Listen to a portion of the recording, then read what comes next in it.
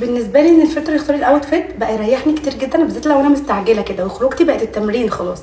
فيلا بينا يختار لنا اول حاجه وهي البنطلون بيج. يلا نختار الباج بني. اوكي بقى انا عارفه هلبس البنطلون ايه، سكارف ده كوتشي، طلع لنا باليرينا، فانا هلبس كوتشي عشان مش عندي الستايل ده. هستغل الالوان اللي هو اختارها لي فهلبس الشوز ده. عايزه اوريكم الماستر بيس النهارده بجد، عايزه اقول لكم دي اللي هتودي الاوتفيت في حته تانية. جبت كمان واحده سوداء بس هوريكم شكلها في الستوري. بصوا الحلاوه خطيره تحفه. جاهزين تشوفوا الفاينل لوك؟ ها تقع. يلا بينا. عايزه اعرف رايكم بسرعه. ايه رايكم؟ حاسه حلو وعملي شكله تحفه.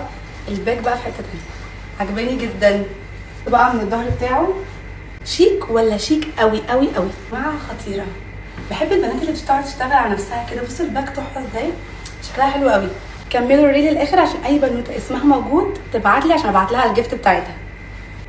تقييم بسرعه كام من 10؟ عجبني موت، تحفه، عملي، شكله تحفه.